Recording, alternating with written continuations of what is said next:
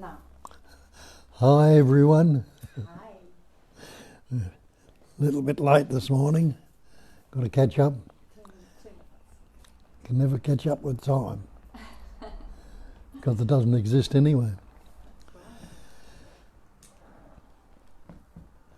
Well, it's the same old, and realise it can't be anything else. If it's one without a second, everything is that, always, already, and ever that.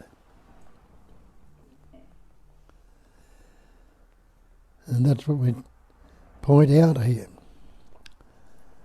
and ask you to look and see for yourself.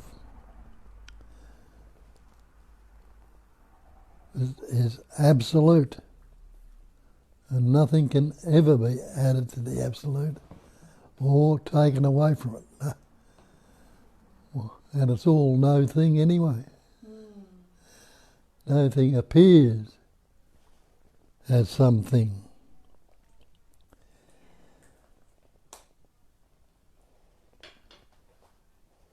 And in remembering or recognising that you are that, that eliminates a lot of the rubbish that we've taken on board that make us believe that we are some separate thing that needs to become realised or to recognise its own nature. And that's all that needs to happen, is to recognise what you already are. And the great mantra, I am that, tells you that you are already that. And what's the I? The I is a belief in a separate entity, a person, an individual. Where does person come from? Come from the word persona, the mask. So what that's pointing to is that we've disguised or hidden or lost sight of the fact we already are that and only that, and taken on the belief in separation.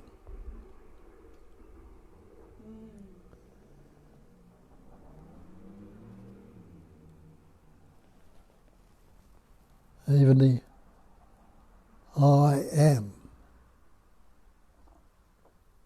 is a story also.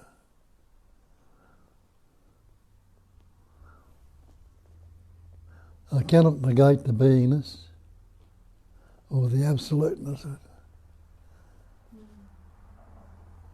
But we take it to be the I am to be something separate.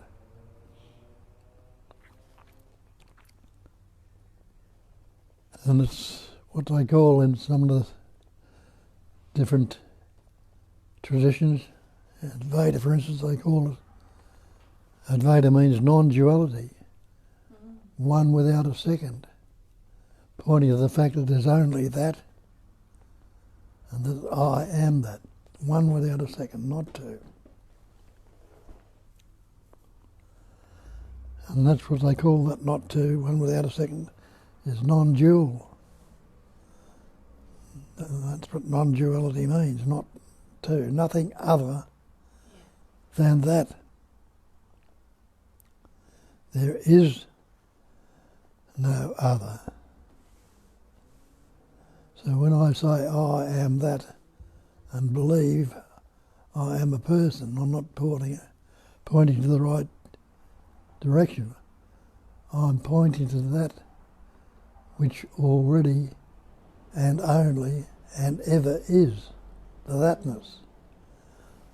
Thatness is no thing. It's no particular shape, pattern or form.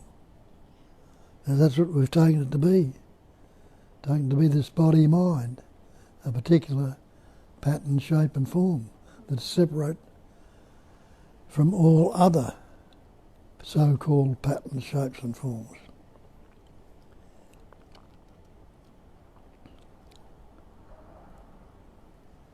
So it's the one essence that's patterning, shaping and forming and appearing as everything, as all others. So it's all no thing. And we call that, put a mistaken emphasis on it and say it's nothing. And we think when we say nothing, it's vacuum, zero, zilch, a void, empty.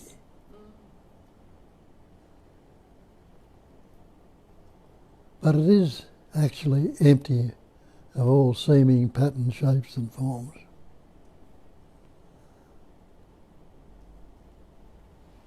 And it's all appearing in and on that emptiness, which is silence, which is spaceless, which has no beginning, no end, no shape or form. But we take it to be something. And when we say, believe we are this persona, this mask, we believe we are something specific or different from the no thing.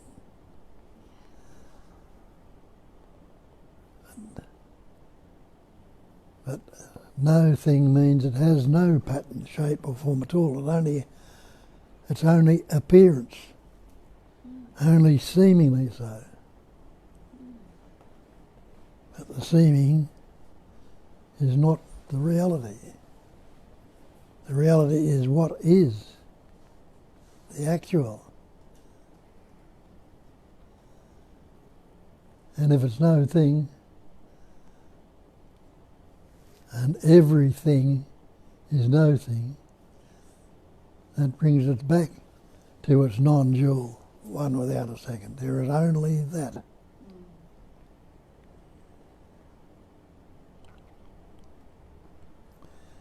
The person is not the reality.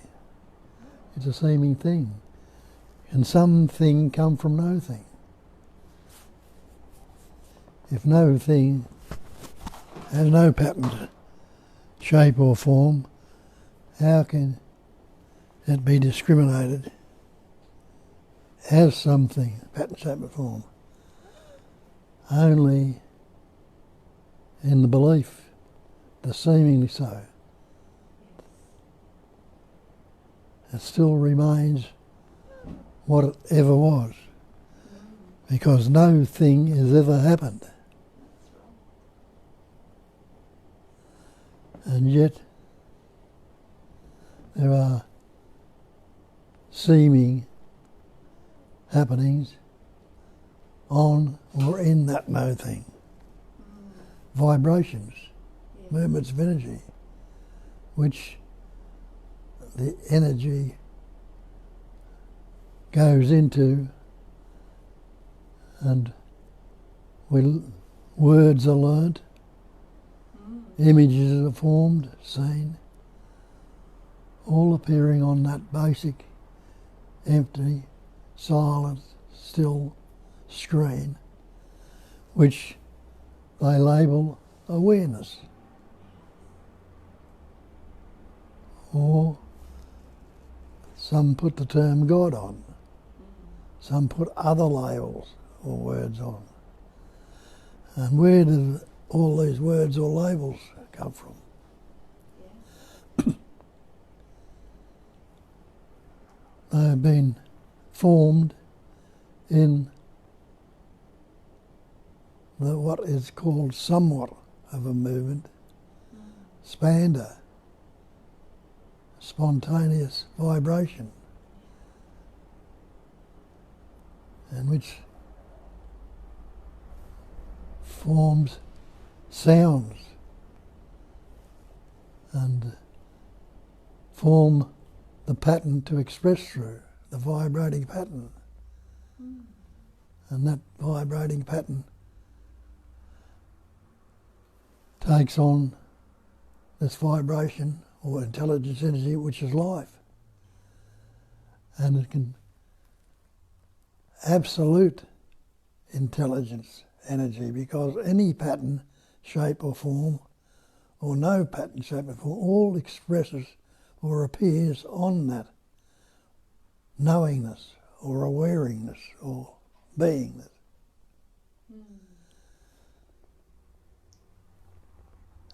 And takes on the seeming life. And so, if it's only that one essence, and it's life, then that's all there is life. Does life have any beginning? Well, it'll have to form the concept and vibration of time. And the concept and idea that there is space, there is emptiness, or no thingness, calling it empty.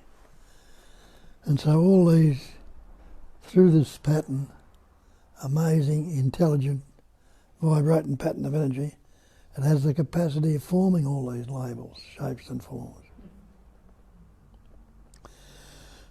And the belief is that I am is that.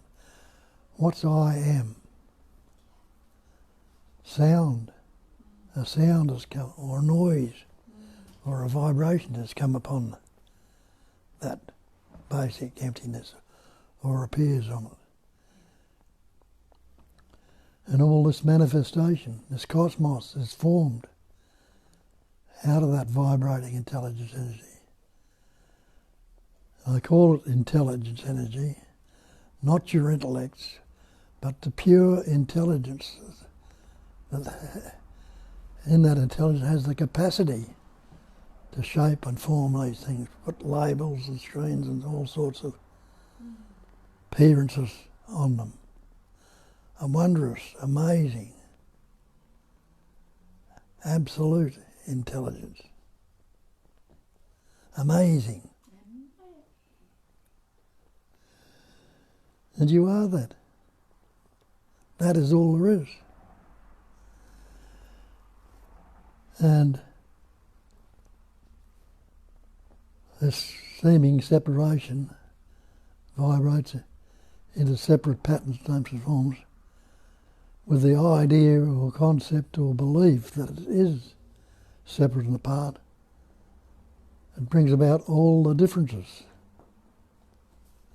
Instead of seeing it as one essence, we're seeing it, the patterns, shapes and forms, which are only appearing to be so. And we take on the patterns, shapes and forms. Who's the we or the I that takes it on? It's the vibrating pattern itself that's suffused with that intelligence. Seeming has a capacity now of thinking, of reasoning. And all the other concepts that come along with it, the belief and the actualising of the seeming apparent. And we get lost in the trap of separation. Separation is insecurity. It's vulnerability. See what forms from one concept divides up into other concepts, ideas, and breaks down from the absolute into the seemingly minute or separate, myriads and myriads of different patterns, shapes and forms. And forms elements like air, earth, fire, water, space. And those elements are taken to be separate and real. Take the ocean, for instance, water. Water is just an element, but it forms oceans or lakes or rivers. Now that ocean can seem to have many appearances on it, like waves, ripples, vibrations, movements and things in it. But it's basically H2O, and the H2O is a gas, or a gas, whatever, broken down to subatomic particles. It's still that no thing appearing or something. But there it's split up into seemingly many different things, but there's still the one ocean. And there's still the one essence that's formed that.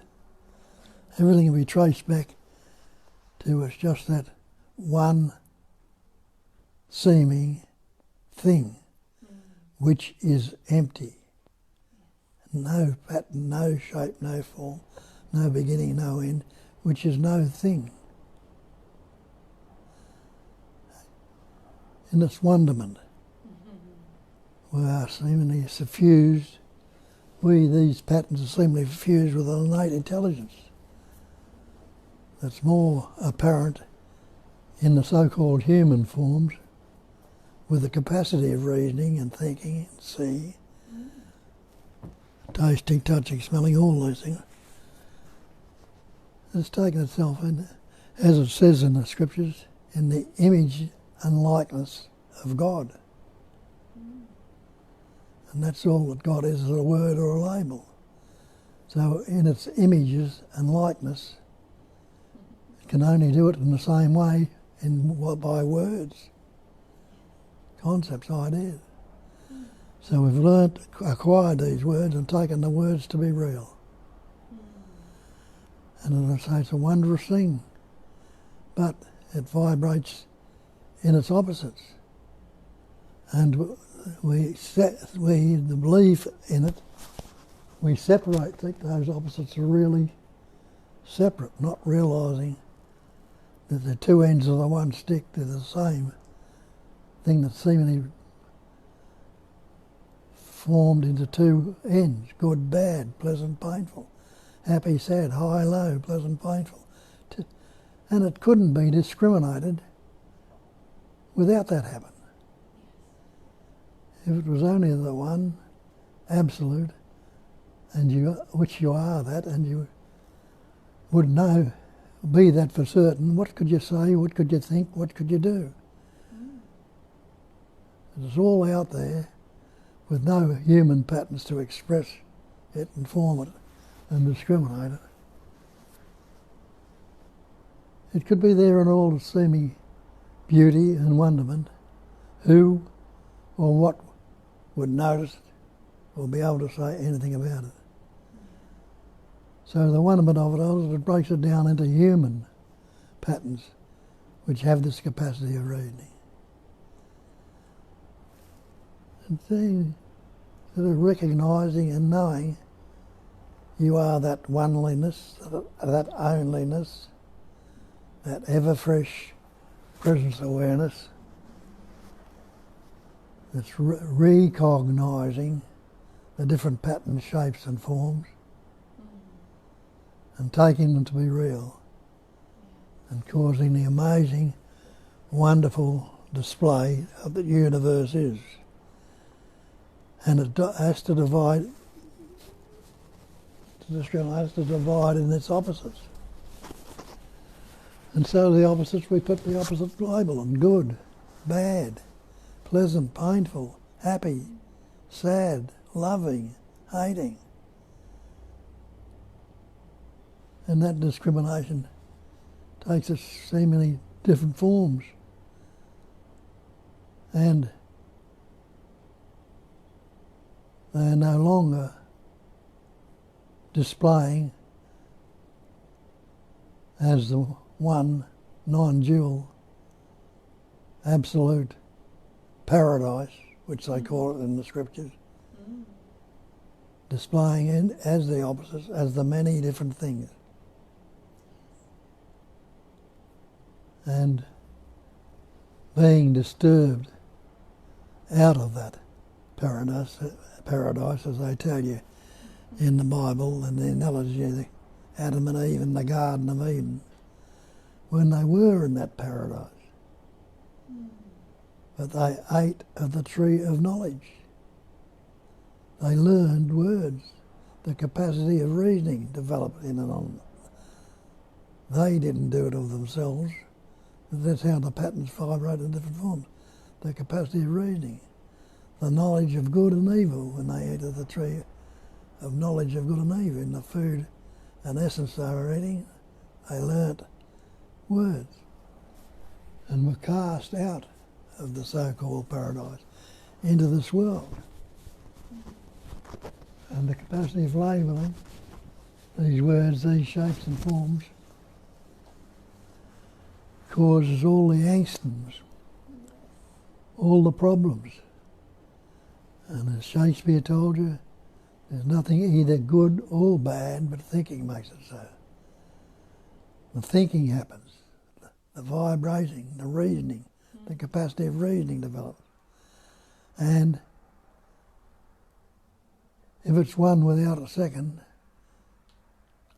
as soon as there's a seeming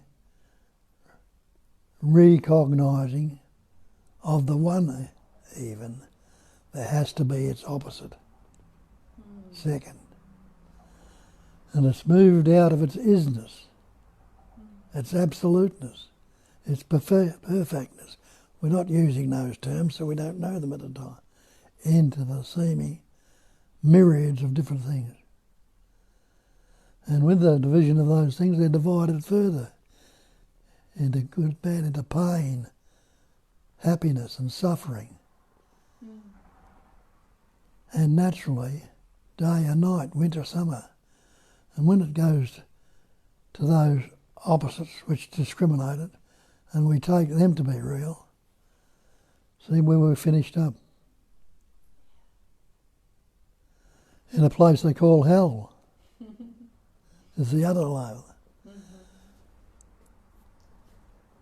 And where does the word hell come from? Well, it comes from an old word from a different language, meant to be shut off from, tied up, closed up in. Hell. And so that's where we take it to be real, and we feel we suffer from these opposites.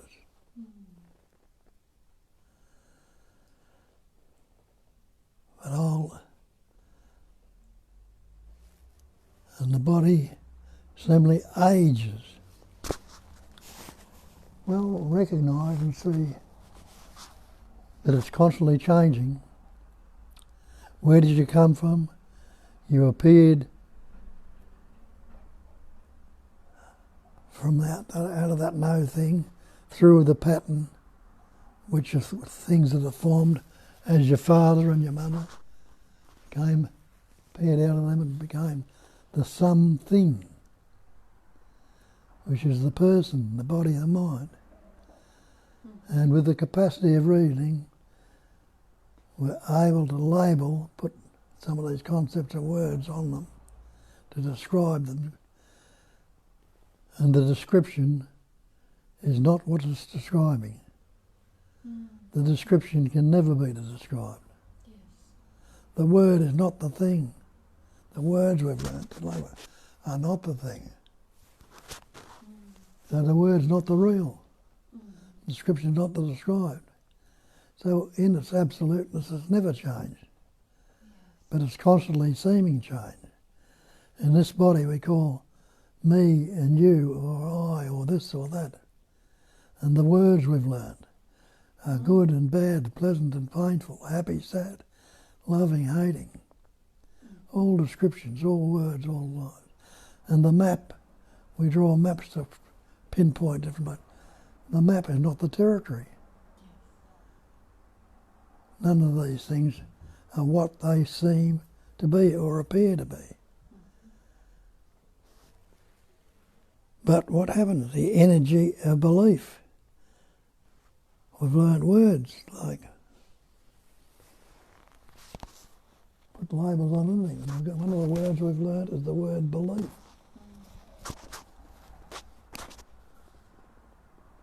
And that belief, in the definition in the dictionary, is an unquestioned acceptance of something. That means we learnt these words and we accepting them and believe in them without questioning them. an unquestioned acceptance of something in the absence of reason. We have this amazing capacity of reasoning, this ability. And we use it in lots of things. But lots of things we don't use it in. When we're told we're people, we're persons and all the rest, we learn the words from our parents, which learnt them from somewhere else, and don't question them. The capacity of reasoning we don't utilise at the time. That the word is not the real. And that's the way the functioning is. It becomes thought, what we call thought, a vibration, a concept, a sound, an image, a word, a vibration of energy. Take that vibration, that word to be real. And it's vibrating all the time. We take the body to be real, the mind to be real.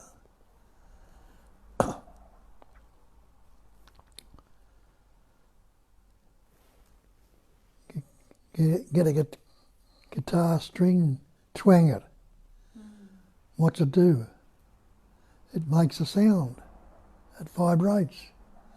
The sound is noise. That noise can be labelled as a musical note.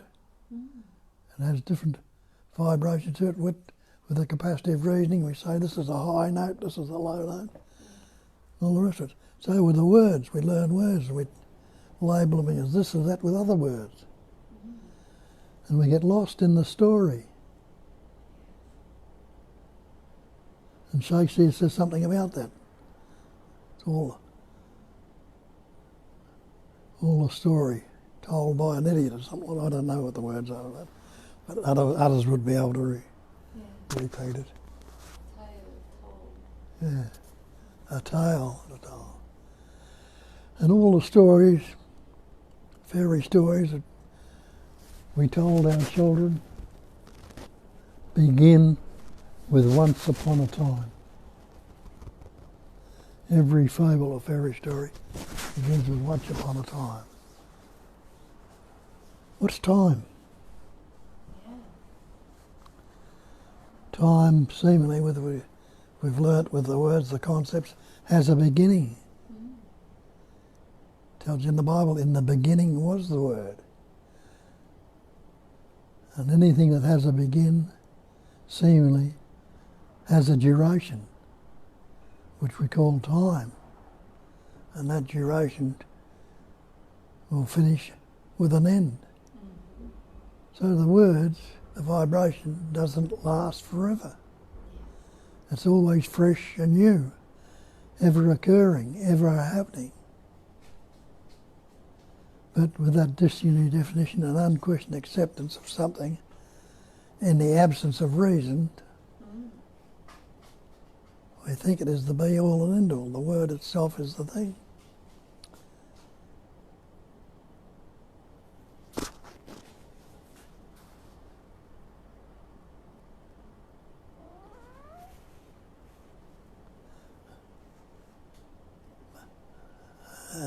What is it? Another acceptance of an alleged fact without positive knowledge or proof. So it's alleged, we're taking it on to belief because it was pointed out by those before us, so those seemingly before us, the words, where we learnt words.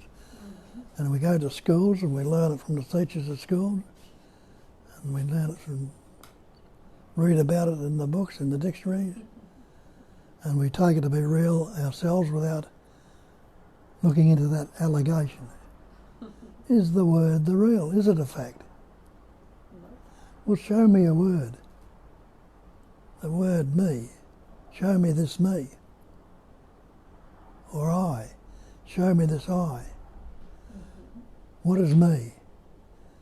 It's the belief in the word me, which is a belief in the apparent body, mind, entity, or individual, or person, persona, which is nothing but a conceptual mask.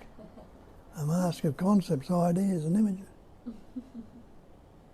So the word's not the real. So I knock that word off. where does it leave me?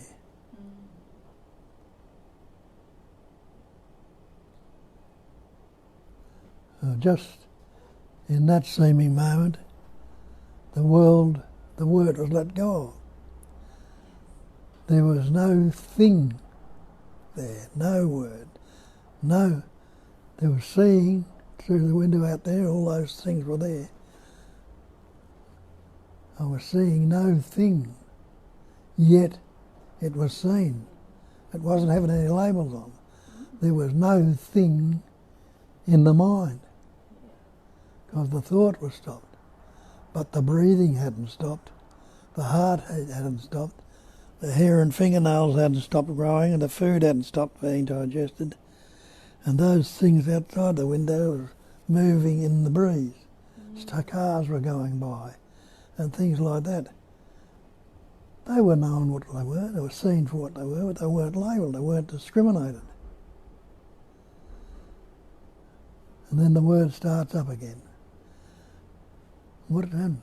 Well, the breath I took brings in it with it the word. There's what they call inspiring, bringing it in. So the word was sucked in with the breath. Well, all these thoughts that are troubling you, you're bound in them, you're locked up in them, you don't want them. Isn't that the clue? If they're sucked in with the breath, let them go out with the breath. Yes. Because when there wasn't any thought going on, the breath was going on the same. So it doesn't have to, the word doesn't have to be taken in with it. You get that little hiatus and see the little gap. Yes. And then you realise that words are not the enemy. They can be utilised. But if the belief is not going on, and the belief can be, when the belief is not a belief, when it's a knowing, when you look into the words and investigate them and see what they're representing, represents something that seem in the appearance as seemingly actual and can be utilised. But when all these other beliefs going on, or what's going to happen to me tomorrow, or in 5 minutes' time, or shouldn't have said this a minute ago, or yesterday I did this, or last week this happened, and putting the old labels on it and keeping the conceptual image or the word there when it's left long ago. Or it hasn't left, it's still there until you breathe it out and let it go. But recognise, look at that and see that there's no word that's fixated in your head. Yes. What words are they if you pause the thought? When you breathe out and just out for a second, just...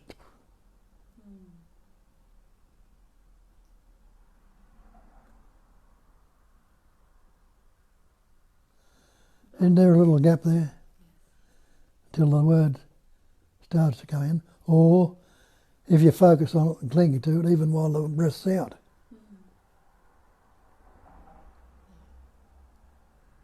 You can be thinking words.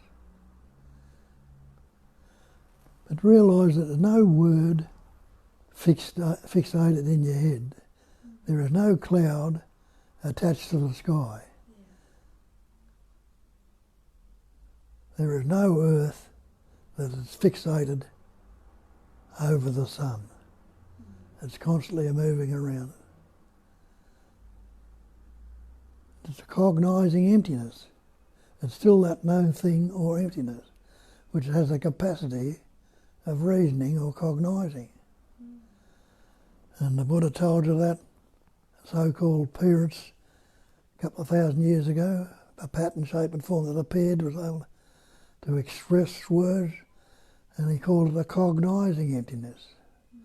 An emptiness with that capacity of cognising or knowing. And he made the statement there and then that emptiness is form.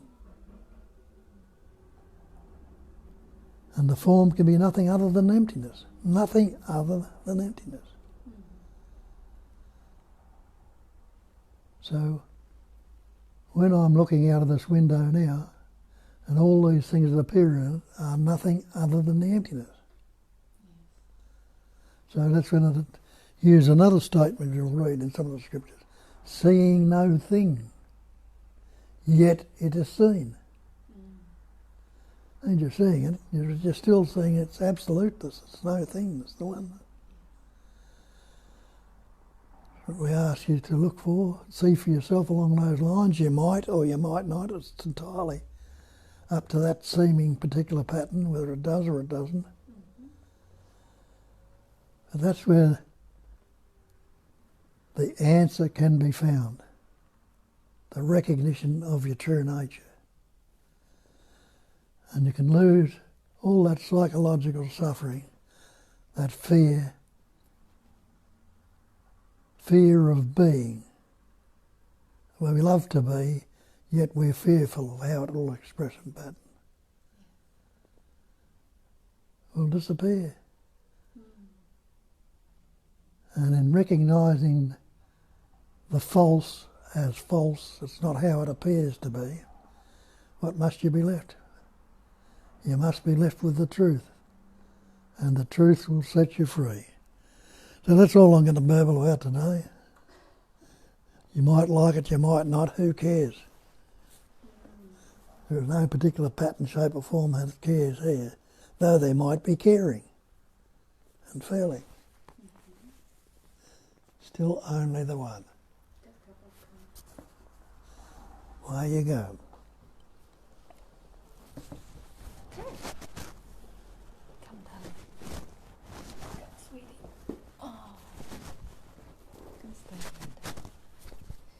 Hi everyone. We got a couple of nice comments. Starting from the opening statements of good morning and love to the whole family, we have one from Jane. Morning, beautiful Bob. Thank you for being here every Sunday. Thank you, Kat, for putting it all together. We are so blessed. Love you both and all watching. Beautiful. That's a nice beginning. And more good morning messages. Come on, darling. Stay here. And now Tanya, having recognized that there is no separate me, does anger or irritation still arise? Some anger and irritation, I'll just make sure this speaker is right. Okay. Good? Yeah. Some anger and irritation arose yesterday, and small reaction played out along with the thought story, which was seen as false once the irritation was passing. But there was a thought, judging, anger shouldn't arise, as there is no one to be angry. That judgment is also a story, just a story. You want to comment on that? Yes. Well, why shouldn't it arise? What is it? Yeah, it's just an energy. Just another vibration, which you call anger. Yeah. You take the word anger out of it, take the sting out of it. What can the snake do when it hasn't got any fangs? Fangless tiger. Yeah, also when we say it is raining or it is cold, there is no one to be raining, and it's still raining. There is irritation. We label it irritation.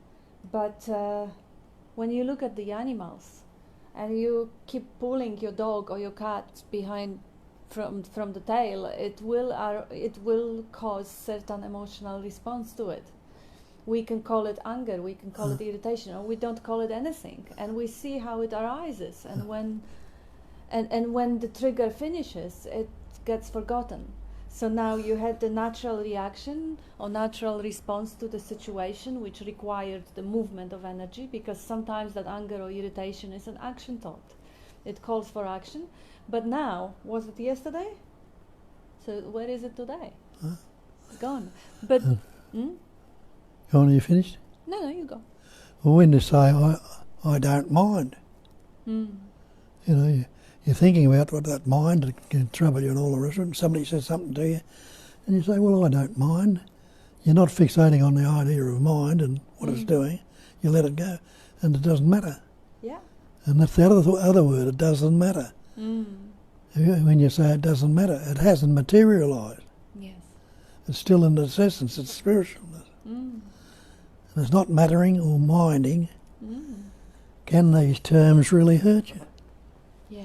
When I do mind, well, there it is. If it does matter, watch out. So the words, it's the use of the word and the way we treat it, and we immediately fly into it, and the thought comes up, oh, I don't like that, and I mind what he's saying. We're into it before we even question it and look at it. But hang on a minute, what is it? Just another sound, another vibration. Yeah. And as soon as it gets into it and the sensation, thought, feeling and emotion come up, and it's into the body, it stirs up all the emotions and that in the body, and blood pressure and all the other things. The physicists or scientists will tell you what it does to the body, but I can't tell you that, but I know from the sensations that do happen. And when somebody can say something and I laugh at it, it doesn't mind, I don't take it on board. It doesn't hurt. Doesn't cause a feeling.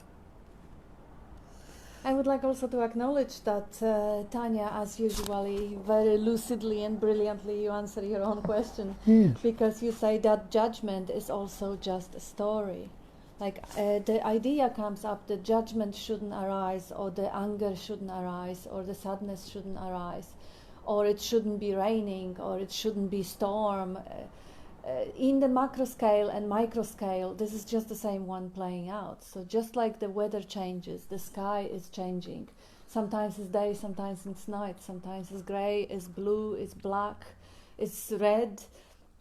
The same way this organism, which is mostly water, it also responds to the weather, it responds to the irritants from outside, and it does have all those elements. Like you can have volcano of anger erupting, or the tears or rivers of sadness coming through, if you label it. But if you don't label it, it is just the mechanism which is transforming vibrations into meaningful emotions, feelings and thoughts. And then now the idea that thought shouldn't arise is just one of those vibrations. It's just another weather, another cloud passing. It's like sky doesn't say that the clouds shouldn't be passing. So you are the sky, and the clouds are passing, and they should be passing if they are passing. If they're not passing, they shouldn't be passing. It's just as it is. That's what we ask you to recognise here. Recognising that these things, the word's not the thing in these things. So see for yourself, because you are that. And that's how it's passed on to other people. And a lot of you on this Facebook thing know it already with the way the things they're saying and the questions that come up. Yeah. But that, to get it out to other people, you've got to let it out. Yeah. Let them know that they are that reality, they are that absolute. And thank you for that question, Tanya, because that's a story that leaves itself through many, many people, and it used to be my story at times too. I shouldn't be angry, or I shouldn't dislike anyone. I should only love everything. I should love the mosquitoes that are drawing my blood and all that nonsense. And they are just all those shoulds. They're just another clouds passing through the sky of awareness. I should be always nice, and I should never have premenstrual syndrome, for example. It's just really. And if someone pokes me in the, I should never respond, or I should show the other cheek. All those shoulds are thoughts that are just winning the race for attention, because everything loves to be. So that thought is just getting attention. But yes. There should be whatever is. If there is anger, there should be an anger. If there is a sadness, there should be a sadness. If there is a joy, there should be a joy. And even that should is a wrong word. But if there is an idea that as it is no good, it will be better in future when I never get angry. And if we take the meaning out of it, take the fangs out of it again, what is it? It's just vibration. Vibration, yeah. Yeah, so there is a vibration, and the label comes up, this vibration is anger, and it shouldn't be there. And that's all there is vibration, a subtle, somewhat of a movement. Expand it.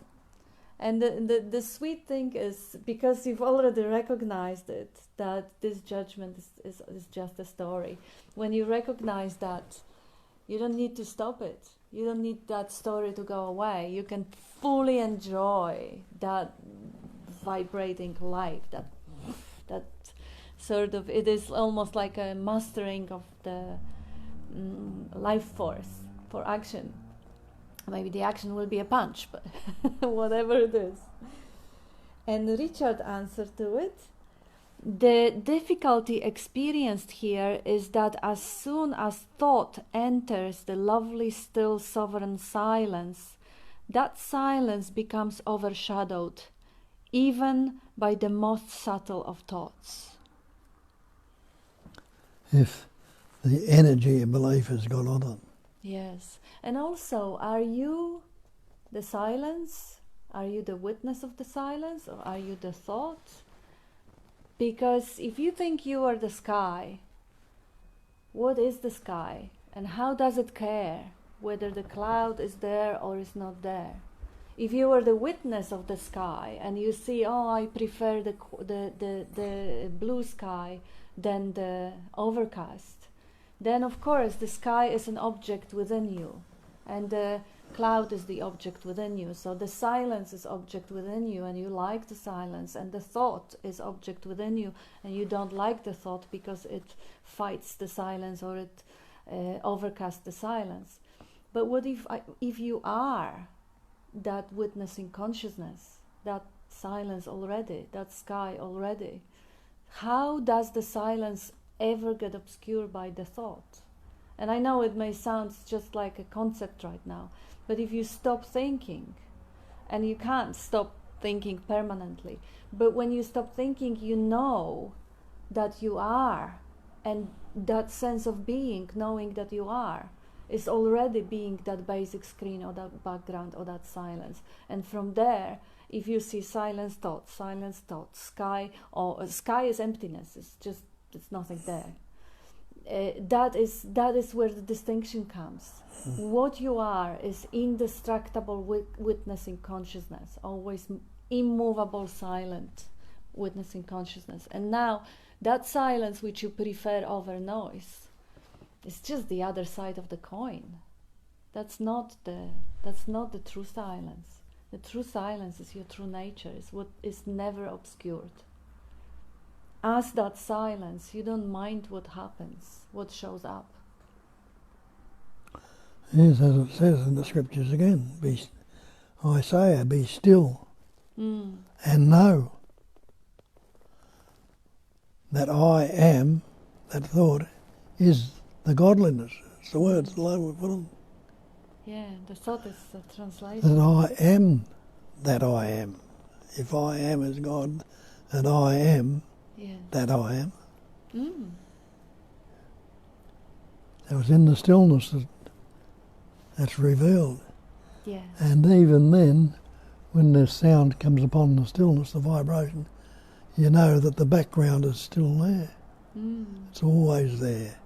The stillness, everything appears on the stillness. So you are that beingness. It's being still. Yes.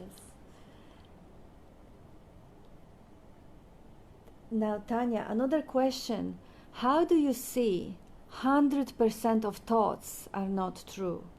This seems to be hard to fully see, says thought. Haha. He's so brilliant. You already see that it's just a thought that sees that it's hard to see that a thought is not true. It's actually quite easy to see if you use the example. If you start from the predicament, what's the truth? Truth is that which never changes, right? Truth is beyond the ups and downs and dark days and nights and pleasures and pains. So thoughts are always changing. So how could they be true? Even the most obvious thought, like, oh, sky is blue. It's not always blue. And then what is the sky? Is the assumption, is the image. Or what else? What other thought? Yeah, let's get this one. No thought is true. Is that true? Is that thought true, that no thought is true? Well, let's see again how many assumptions we have in that statement, and what do we really know? Do we know that there is such a thing as thought, or we just believe it into existence? We just make it up as some sort of a stream of vibration and words and noises and sounds that we call thought, and we ascribe truth or untruth to it. And there is a we again who has some sort of a judgment. See how many baseless assumptions in that statement. How could that possibly be anything truthful? And at the same time, of course, there is a relative truth. Like one could say, don't eat a poison. That's true. Or, whatever, that's relative. Or you look nice. It might be true. But the truth is that which never changes. That's what we call truth. And believing thought in the, conceptual framework of a dream can be useful for the functioning. But putting your life and the trust into the idea instead of direct knowing, which you can know directly, the experience of existence you know directly without the thought, that's where we say don't trust, no thinking is true. There is no truth in idea. When they say God is merciful, what is it? What is it? What's God? What's mercy? And how do you know that? Is that an experiential knowing, or is that a belief? So this is the context to which we say no thought is true. Don't worry about them too much. They really just expressions of that one essence, just like feelings. No feeling is true, and relatively it feels like, yeah, it is experienced, but how is it really experienced? It is experienced as a vibration, but we put a thought on it, a label, and that's not true. So feelings are not facts yet, even though they're experiential, but how? So that's a nice thing to sit with, and then you will know, which you already do. Seems to be hard to see, says thoughts. Brilliant, yes. And now Jane was answering when you were talking about Shakespeare and the tale told by an idiot. Jane came up with a tall tale told by an idiot, full of sound and fury, signifying nothing. And Richard added to it, oh no, that was later. I'm just reading screenshots because my phone is filtering it out. Tanya says, also curious about the string around Bob's fingers. I see he has it in the last few meetings and wonder why. The secret is very simple. If he doesn't have that string, he will have the mic and it will get disconnected and we will lose the sound. So it's just a toy. Yep, just playing around with a bit of string. Just distributing energy between the mind and feeling and body. A spontaneous happening. Just a playfulness. Yes, there's nothing to it. Like there was a story about the Zen tradition where there was the guy who always had a cat who distracted him and disturbed him, and he would have to tie the cat before he started meditation. And 10 or whatever 500 years later, the tradition was still to catch the cat and tie it, because they didn't know that it had its uses years back. Now it just became blind in that tradition. So now Richard says, yes, indeed, Tanya, the thought deposed the queen king in a place cup, so to speak. And Julia comments that Kitty is central. And Tanya says, wonderfully poetic description of thought, very amusing. Thank you, Tanya, for commenting on Richard. And we have Julia commenting on the Kitty central, and John says Catsang. And Jane adds, yes, Catsang. We have Catsangs. So Tanya says, whatever is here without thought is what is real or true. And that is how you see 100% of thoughts are untrue. That's a nice aspect. That's a brilliant way to look at it. I didn't think of that. Yeah, absolutely. The truth is when the thought is not. So when the thought is there, the truth is covered. It's distracted. And now this is where Richard is commenting to Jane, quoting Shakespeare. She says, full of sound and fury, signifying nothing. And Richard says, signifying no thing. Indeed, Jane, just does not seem that way. Yes, and now I can go back to the broadcast and see if we have more. This one. Oopsie. Where is it? Oh, here. Yes. We have more comments. Amarnath. Thinking happens spontaneously and naturally, but clouds, thoughts cannot touch, affect the sky. It doesn't matter. Beautiful. And although, is the thought 2 plus 2 4 true? I'm thinking it's an okay thought and useful at times, so I don't fight it. Wonderful. That's it. Yeah. If something's used for functioning, why question it? Just let it be. Who's questioning? And Tanya, wow, thank you, Kat.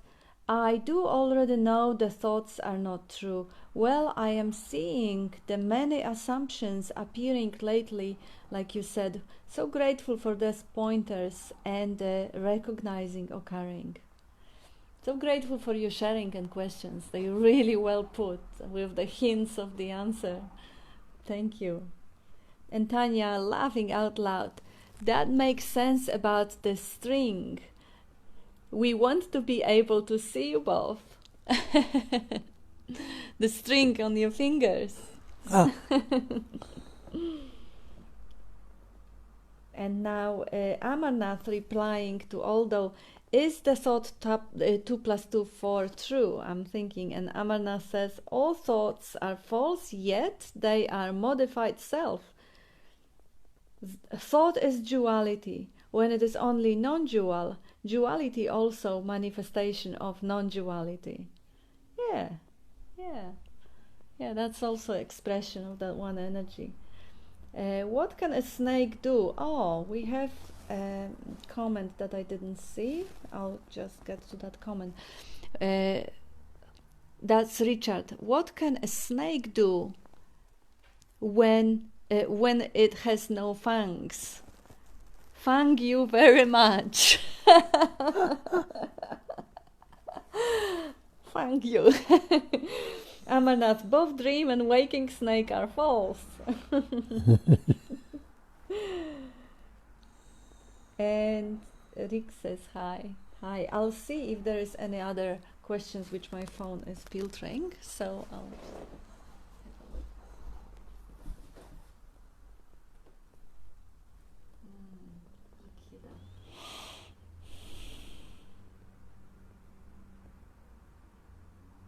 Oh yes, there's plenty. I wish I could actually see them on my phone. I have no idea.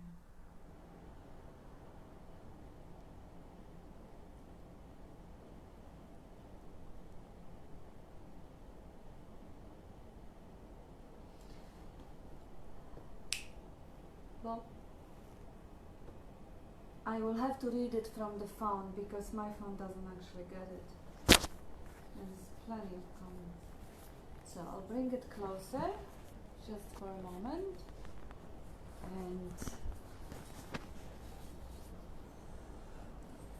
I think here.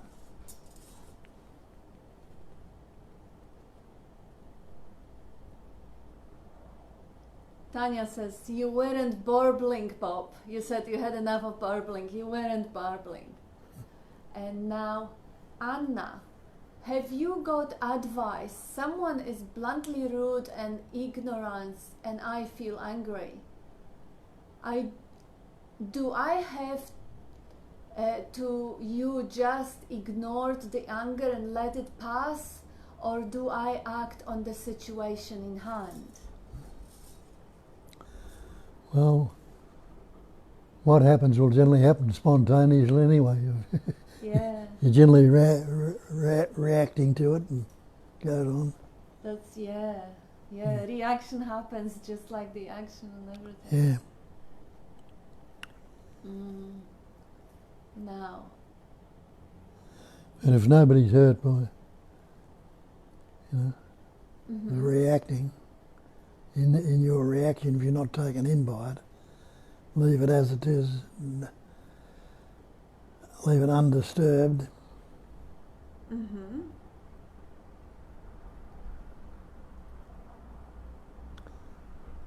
Okay, so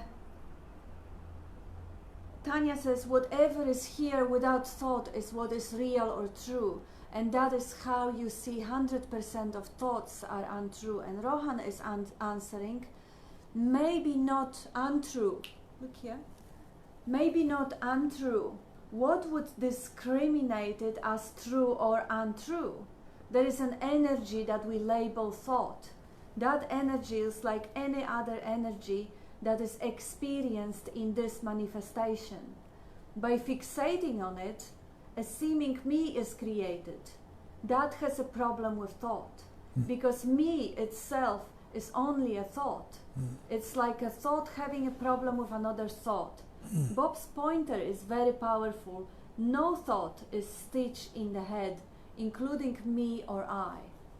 Beautiful, yeah. Beautiful, beautiful. Now, Tanya, only a thought without would be saying thought is true or untrue. Thank you, Rohan, for such a wonderful reply with great pointers. Thought is an energy like any other. Yes. What a clear way to look at this. Thank you. Yes, it's all the same, what we call energy. And nobody can say what energy is. That's right. Yeah. Yeah, beautiful. Beautifully said. Now, I'm gonna find where we are.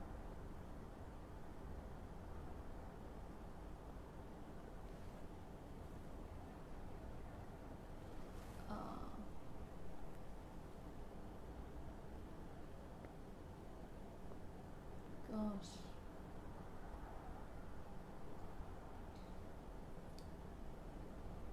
Now I have Michael replying to Anna. Should a good slapping happen in response, then there is no doing it. And it didn't happen. Would be nice if it worked that way. What? Anna was asking if you have an advice, if someone is rude, should you slap them or not slap them? Yeah. And Michael answered that should a good slapping happen in response, then there is no doing in it, and it didn't happen. Would be nice if it worked that way. Yeah. I remember, I'll just add this one. I remember the story Nisargadatta was saying, you probably remember it even better, when someone asked him, what would he do if there are people outside his apartment fighting on the street? And he answered, what would you do? Would you stop it? Or would you what? And he says, how could I know? How could I possibly know what I would do? Maybe I would find myself in between them fighting. Or maybe I wouldn't. And maybe in any different given situation, the response is totally tailored to the environment. You know, so one time you may slap, another time you may cry or beg or do whatever. Who knows? Just be curious about what the response or what the reaction, what will happen. Because this is not you. This is already conditioned. This is already responding in a way that environment will force it to respond. Just, be curious. And be innocent. You always are. I'll have a look.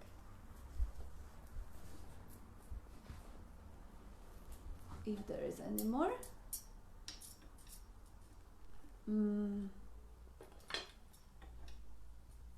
There is no me to have, like or dislike. That's barren woman's son, Armanath says.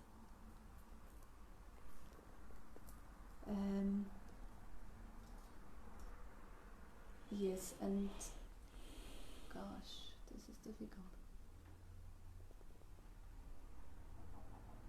Just move it. some of them I read, some of them I didn't. Amarnath also says both dream and waking snake are false. I think we've already seen this one. And gosh, it's just no, it's gone.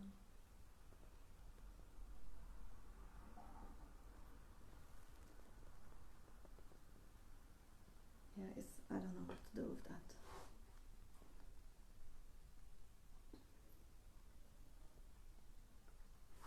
Okay, I'll read it from the end because the last comments I have, and then I will be looking yet through the phone because it just selects out on this one as well. It kind of hides them.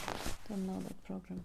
Anyway, Julia says the me used to not like certain individuals, whereas now they are met more and more in presence and love.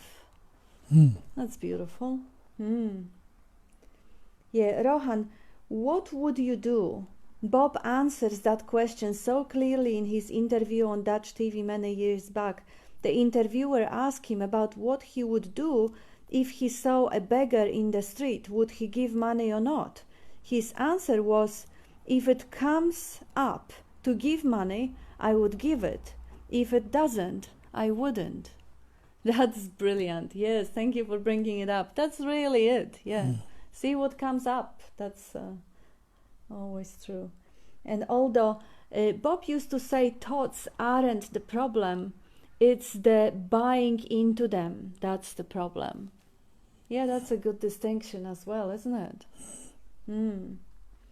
Amarnath, our thinking makes them rude. Jnani route is like bird's way in sky. Fish's route in ocean cannot be traced. Infinite are possibilities. And Rick, when the entity tries to re-emerge, besides laughing, what's a good way to relax that tension?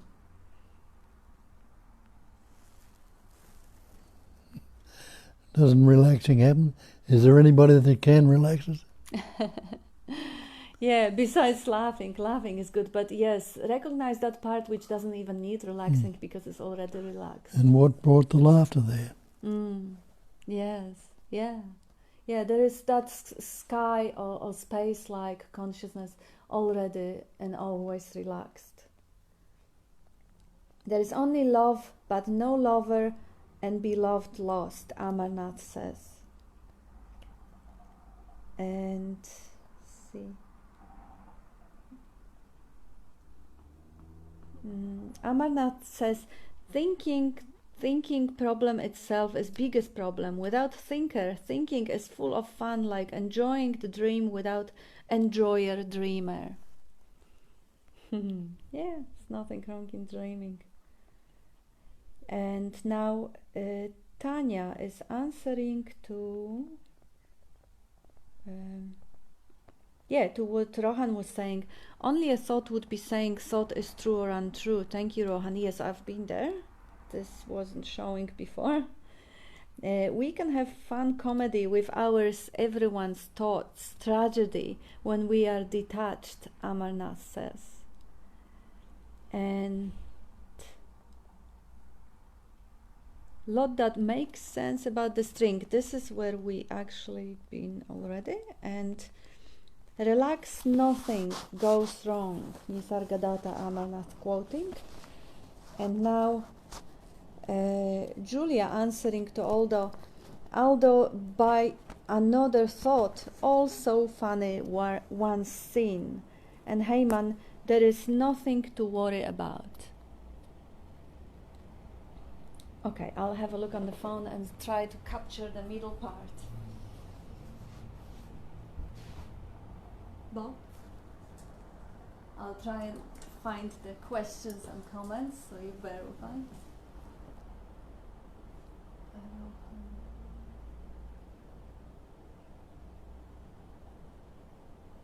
Oh gosh. There is no one to worry, Rohan says. And the moment new comments come, I'm losing the old ones.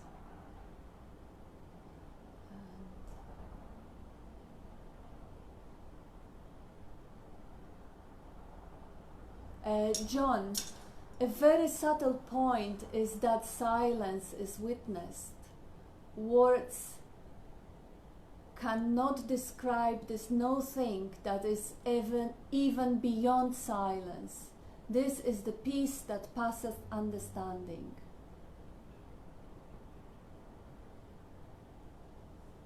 And Haman says, I love Bob, I love Kat, I love Jesus, and Haman and all of us. And he also says, Jesus loves all of you, Jesus loves you, Jesus loves me and all of us, same as Kat. She loves all of us, she loves you, she loves me, she loves and forgave all of us. Let story be there, but no storyteller or character inside story, says Amarnath. If thinker thought is thought only, is held, inner thoughts, outer thoughts will disappear, and oneness is experienced, Amarnath says. And Tanya says, wonderful, the sensations are just what is, no labels on it does take the sting out of it. Sitting with that mostly lovely, elaborate answer, Bob and Kat, it really doesn't matter that those sensations and stories arose. Beautiful.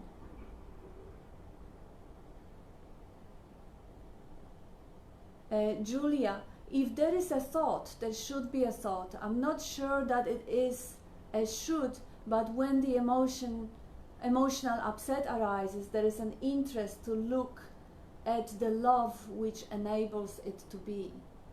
Beautiful. There is no discriminator, intellect to discriminate.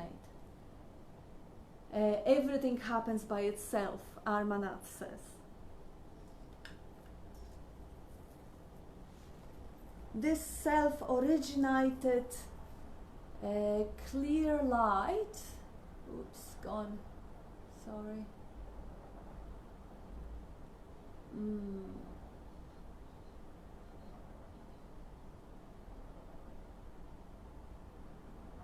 There's only love but no lover, Amarnath says. Julia answering to Aldo by another thought, also funny once seen. And Michael says, interesting how strongly we cling to a manufactured identity.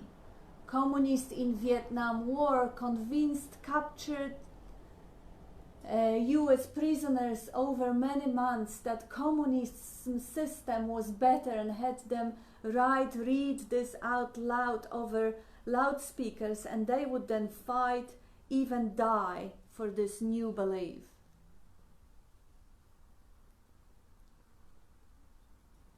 And Rick, this self-originated clear light, which from the very beginning was in no way produced by someone transcendent to it, is the child of awareness, and yet it is itself without any parents. Amazing. That's from Guru Rinpoche. And Heyman says, Julia loves all of us. Amarnath, dear loving Bob, can you please tell about Nisargadatta quotes, darkness behind light, please? Hey? All darkness is the absence of light. Yeah. All light is the absence of darkness. That's right. They just appear and seemingly disappear. What's ever happened? Nothing ever. No thing. Yes. Just a seeming appearance. Seemingly so. Now, if I missed out on any of the comments, please comment on the comment and I will see it. It will appear on my phone. And I apologize. This is how, yeah. the streaming phone. I'm actually just following the stream. Yeah, right. I just suggest that if I miss What's out wrong with on the screen? reading, nothing. It's just that on that screen, whenever new comment shows up, it hides the old comments. Oh, I see. So I just keep folding up and down. And this one just doesn't refresh. It's a 4-year-old phone. I'll have to probably afford another one. Yes, so Nisargadatta quotes darkness behind the light. Well, that's you don't really learn quotes, do you? The silence is behind Mm. the stillness. Mm-hmm. The sound, I should say. The stillness is behind the movement. Yes. But you answer, I don't know if Nisargadatta said it or not, but there is no two, like light and darkness. It's just one. It's just light or absence of light. You can't get to the light by removing darkness because you can't remove the darkness. And sometimes there are analogies showing that darkness or the shadow is that so-called ego, that identification with the thought structure or mental images of memory, and bring the light, and the shadow is gone. See it from the open field of consciousness, and there is no shadow. Try and grab your shadow. Yes. See what it is? Yeah. And now we have Julia. Nobody loves or hates because there is no doers of love or hate. Jesus did not identify as a body, but as a father or life essence, which is everything and nothing can be apart from everything. I am that, you are that, Jesus is that, there is only that. As it says in the Hensing Ming, when love and hate are both absent, Yeah. everything becomes clear and undisguised. Mm. But make the smallest distinction, however, And heaven and earth are set infinitely apart. Yes. There can be no coming together with any distinction going on. Mm. Yeah, and I like when you sometimes point out, where is Jesus? Apart from the thought. It is right now just the thought. Tanya saying there is nothing to worry about to Heyman. So true, Heyman and Rohan. Thank you for highlighting that. Worry is just a word or label. And Richard, how much darkness does it take to put out the light of one little candle? Exactly, yes. And how much candle does it take to disturb the darkness? That's right, yes, yes.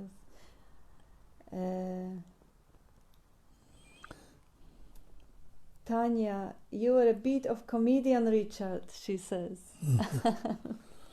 A bit is a damn good one. Yeah, brilliant, absolutely. In the now, very little worry, says Julia, the other Julia.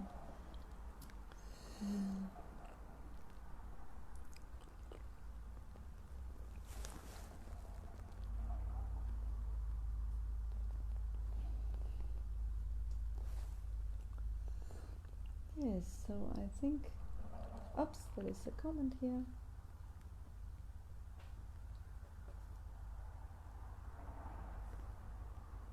Oh no, we've read that.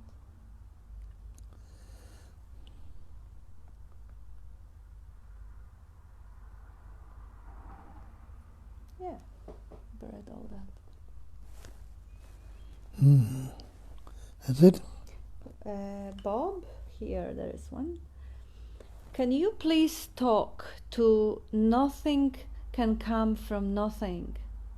I don't quite get it. It is like things in a dream not being real. Yet this seems so real. Wait. Yet this seems so real. It seems to continue each day where it's left off. It is a shared dream. Why does this view seem so separate? Who discriminates it? Yeah, good question.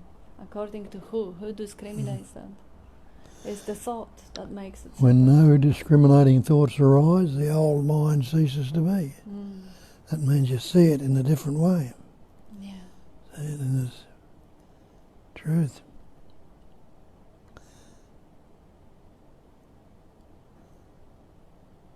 And would you elaborate on how nothing comes from nothing? Well, You ask this question, can anything come from nothing? well, can it? No. No thing means it has no pattern, no shape or no form.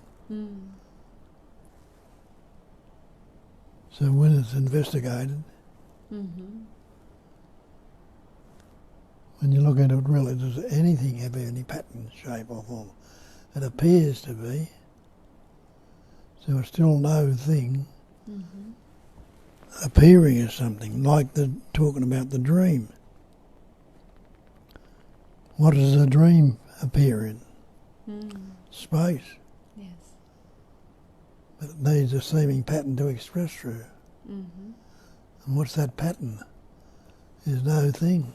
I'll just put it here so Michael can see your face as you're answering. And it appears to be something.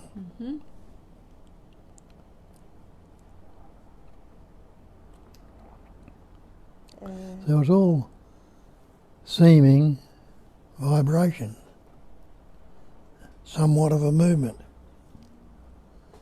But as they say, there's not even a movement. Yes. It's only a seeming somewhat of a movement. Shimmer, a vibration, expander. Real.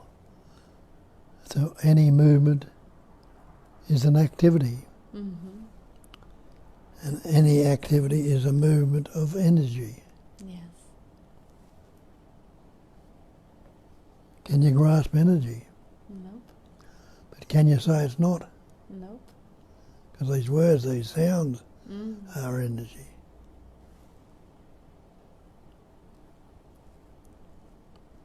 So it's a somewhat seeming happening.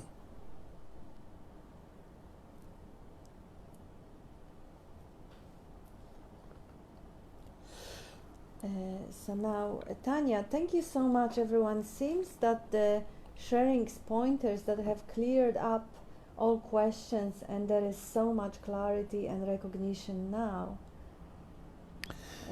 It is never not now, laughing out loud. Bob and Kat don't have anything you don't already have.